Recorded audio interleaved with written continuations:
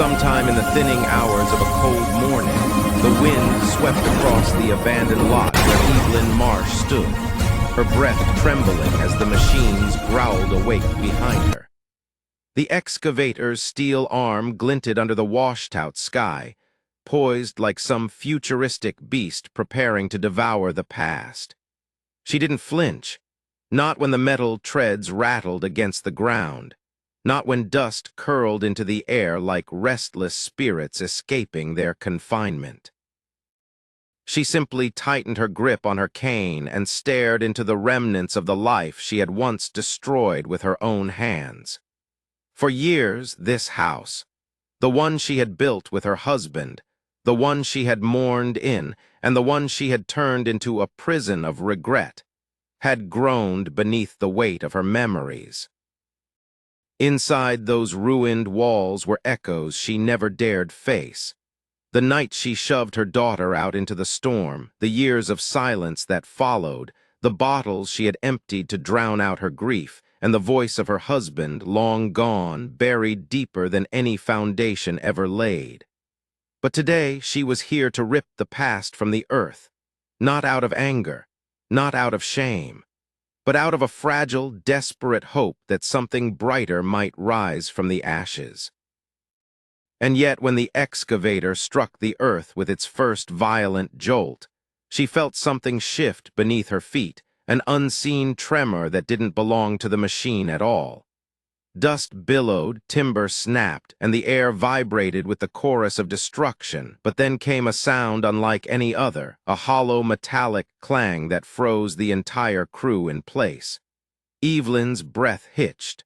The world seemed to tighten, because beneath the cracked concrete of the old foundation, something was waiting. The workers gathered around the exposed patch of earth, their boots crunching over broken plaster and wet soil as the excavator fell silent. The hollow clang echoed again when the bucket scraped against the buried object, a sound too precise, too deliberate to be debris. Evelyn stepped forward, her heartbeat rattling in her ribcage like loose glass. The men brushed away layers of dirt until a square outline appeared, metal rusted, sealed beneath the home she'd lived in for decades. A hidden hatch, something no blueprint had ever shown. As the foreman knelt, he found initials scratched faintly into the corroded surface. J.M. Evelyn staggered, her husband's initials.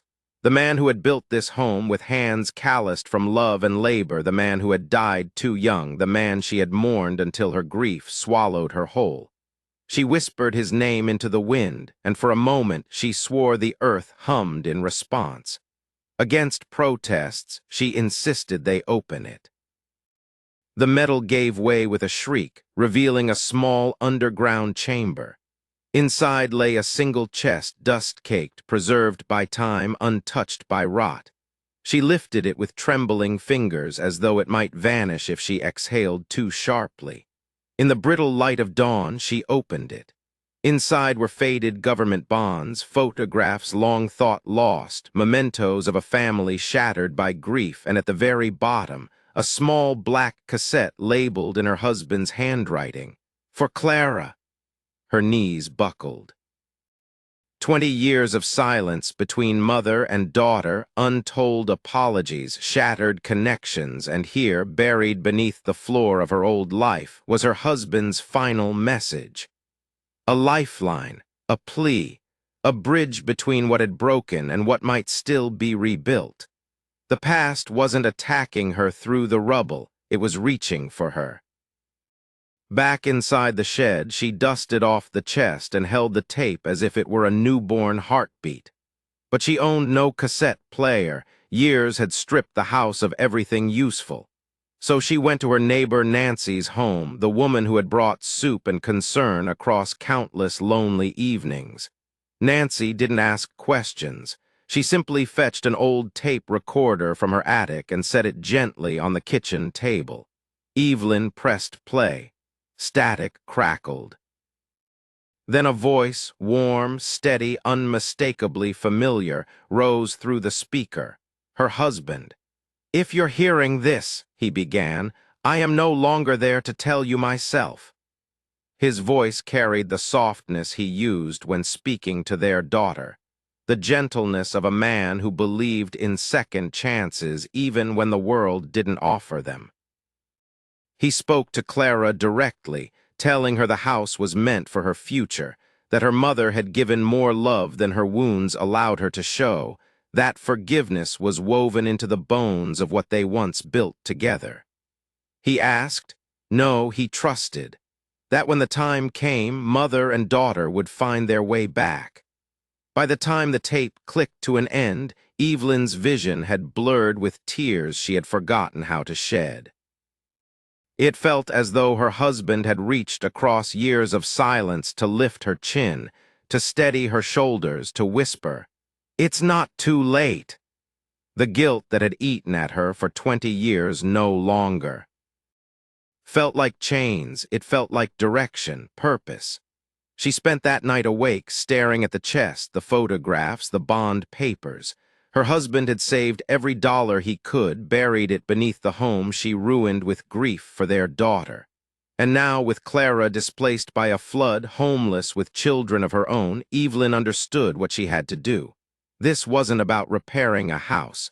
It was about rebuilding a life, a family, a future that had been waiting deep beneath the cracked foundation all along. Construction began at dawn. Evelyn used her savings, her husband's hidden bonds, and the quiet strength she thought had died years ago. Every day she arrived early, sitting in a folding chair with a thermos of weak tea, watching the workers raise a house where ruin had once stood. It wasn't for her, not anymore. It was for Clara, the daughter she had pushed away in a moment of drunken despair, the daughter she had watched grow from afar through scraps of gossip and old directory listings. She asked the builders for wide windows to welcome the morning light, a sturdy porch for children to run across, rooms that breathed warmth instead of sorrow.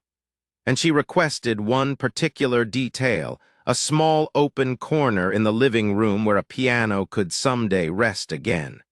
She documented everything in a notebook, writing entries like prayers.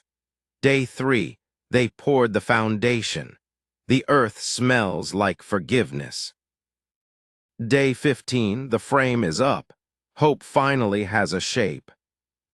Workers began to greet her each morning like family, bringing her extra gloves when the air bit cold, offering chairs when her legs weakened. Some whispered that she was giving away too much, that the new house would never truly belong to her. But Evelyn only smiled. "It's not meant to," she'd whisper, her voice thin but certain. As weeks melted into months, the skeleton of the new home grew into something beautiful. Walls that gleamed white beneath sunlit afternoons, windows reflecting the sky like gentle promises. The neighborhood stopped gossiping about her supposed madness and started watching in quiet awe as the oldest woman on the street rebuilt a future she would never live inside. At night, exhaustion pressed heavily upon her, but it was a peaceful weight, the kind that came from purpose instead of regret. She wrote one last line in her notebook before the house was complete. "It's almost done. The walls are ready, and so am I." Winter loosened its grip by the time the final nail was hammered in. Evelyn stood before the finished home, leaning lightly on her cane as wind rustled through leafless branches overhead. The place looked nothing like the broken house she had destroyed.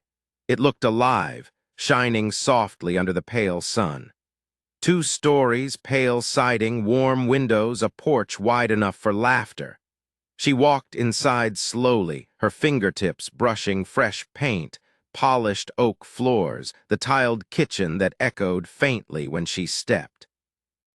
Sunlight drifted across the living room, illuminating the space she had reserved for the piano, now empty, waiting for music to return.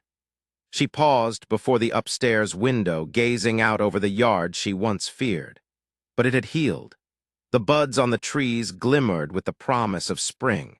She wondered, would Clara's children climb these branches? Would her daughter recognize the way the house embraced the light the same way the old one had? For weeks, Evelyn worked quietly with a lawyer arranging everything. The deed was placed in Clara's name through a fictional restoration foundation, preserving the fragile dignity between them. A letter was prepared, formal, polite, offering the family a new home after the floods destroyed theirs. She didn't sign it. This gift wasn't about recognition. It was about redemption. But the cost of it all weighed heavily on her aging body. Pain crept into her chest on cold mornings. Her hands shook even when she rested them on warm mugs of tea. Still, she refused to leave this world before seeing her daughter safe. Her heart no longer beat for survival, it beat for closure, for forgiveness, for one last moment of truth. The moment arrived on a gray afternoon when a car slowed beside the new gate. Evelyn watched through the curtain of her small temporary rental home. A woman stepped out, tall, poised, carrying the weariness of someone who had weathered too many storms. Clara, her daughter. Behind her, two children spilled into the yard with unrestrained joy, their laughter rising like sunlight breaking through cloud cover. Clara's husband followed, his expression stunned as he took in the house. Evelyn felt her heart rupture, not with pain, but with a trembling hope she'd been too afraid to touch for 20 years. The lawyer greeted them, talking softly, handing over documents. Clara looked around, confused at first, then overwhelmed, pressing her hand to her chest as if something old and familiar whispered her name. When the children bolted up the porch steps, calling out D. Discoveries, Clara froze by the railing, her fingers grazing the wood as though drawn by memory. Evelyn hid behind the curtain, her entire body trembling. But when the family finally stepped inside, she couldn't stop herself.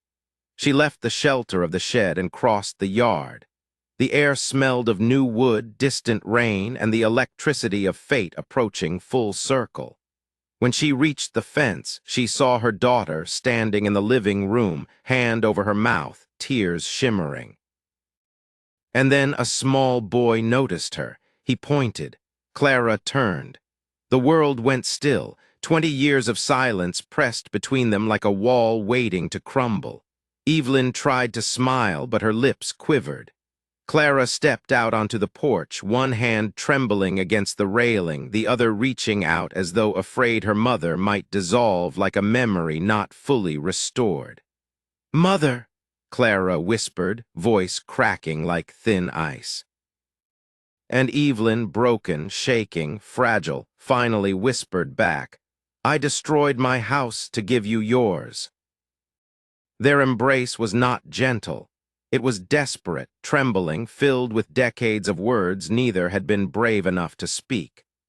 Clara pulled her mother close, burying her face into the familiar warmth she thought she had lost forever.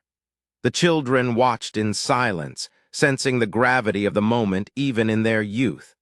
That evening, Evelyn stayed for supper, the house filling with the soft orchestra of life. Dishes clinking, the hum of conversation, the joyous burst of children rediscovering safety. Later, beneath the cool breath of night, Evelyn and Clara sat wrapped in blankets on the porch. The past unfurled between them, slowly, painfully, beautifully. They spoke of the night everything shattered, the years of longing, the wounds time had carved. There was no anger left, only truth. Only the fragile courage to look at each other without looking away. When Evelyn revealed the chest and the tape and her husband's message of reconciliation, Clara broke. She cried into her hands, whispering that she had spent years wondering whether forgiveness was still possible. "You can't lose what still loves you," Evelyn whispered, brushing her daughter's hair behind her ear like she had when she was a child. That night, Clara tucked her mother into the upstairs guest room, the symbolic rebirth of the bedroom her childhood once filled. From downstairs came the faint sound of piano keys, Clara playing the old salvaged piano, coaxing its tired strings into a lullaby Evelyn remembered from decades earlier. And for the first time in 20 years, Evelyn fell asleep without regret. She slept with the knowledge that something broken had finally been mended. Weeks passed in gentle harmony. Evelyn read stories to her grandchildren, watered flowers, watched sunlight dance across the floors of the home she would never own but had rebuilt with love. Her body weakened, but her heart had never been stronger. One dawn, Clara found her mother sitting peacefully on the porch, shawl wrapped around her shoulders, eyes closed, face soft with a smile that felt like completion. Evelyn had slipped away like a final breath carried by spring wind. The funeral was small, neighbors, family, and the whisper of forgiveness moving through the garden. Clara placed her mother's wedding ring beside her and whispered words no one else could hear. Later, she set a stone by the gate of the house. She destroyed her house to build ours. Seasons changed. Her children's laughter filled the home Evelyn built, and every time the wind stirred the branches, Clara felt her mother's presence, gentle, steady, finally at peace. And if this story touched your heart, if it reminded you that forgiveness can bloom even from the darkest soil, don't forget to like this video, share your thoughts in the comments, and subscribe for more stories that stay with you long after the ending. Before you go, where are you listening from, and what time is it right now as you hear this story?